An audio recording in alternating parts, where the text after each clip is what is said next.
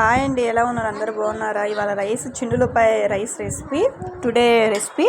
అది కూడా నేను చిన్నులపాయ తీసుకొని ఎచ్చపచ్చి దంచుకొని కొంచెం కారం వేసుకున్నా, తర్వాత కొంచెం ఉప్పు వేసుకొని కారం వేసుకొని కొంచెం ధనియాల పౌడర్ వేసుకుందాం, ఒక హాఫ్ స్పూన్ ధనియాల పౌడరు, కొంచెం పసుపు వేసుకొని ఆ తర్వాత మనం కొంచెం వాటర్ పోసుకుందాం. ఒక రెండు మూడు స్పూన్లు వాటర్ పోసుకొని మిక్స్ చేసుకుందాం. ఓకే, ఇది మిక్స్ చేసుకున్న తర్వాత మనం ప్యాన్ పెట్టుకొని అది హీట్ అయిన తర్వాత కొంచెం ఆయిల్ హీట్ అయిన తర్వాత జీలకర్ర, ఆవాలు, మినపప్పు, పచ్చెనగపప్పు వేసుకుందాం. ఓకే, ఈ పచ్చెనగపప్పు, మినపప్పు ఇవన్నీ వేసుకొని కొంచెం కరివేపాకు వేసుకొని ఫ్రై చేసుకుందాం.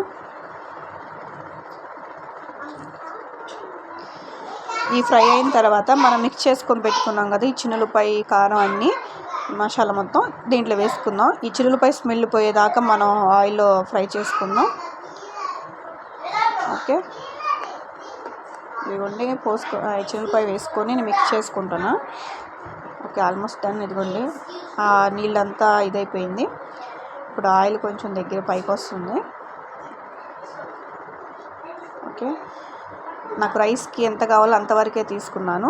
ఓకే, కొంచెం బౌల్లో తీసేసుకున్నాను. ఇదిగోండి నేను రైస్ వేసుకొని కొంచెం కొత్తిమీర వేసుకొని నాకు సాల్ట్ సరిపోలేదు, ఇంకొంచెం సాల్ట్ వేసుకున్నా, బట్ ఆ క్లిప్ మిస్ అయిపోయింది. ఓకే, కొంచెం చూడండి ఆల్మోస్ట్ డన్. ఈ చిన్నులపాయ రైస్ రెసిపీ రెడీ అయిపోయింది. కొంచెం హాఫ్ స్పూన్ నెయ్యి వేసుకుందాం. ఓకే, నెయ్యి వేసుకొని మిక్స్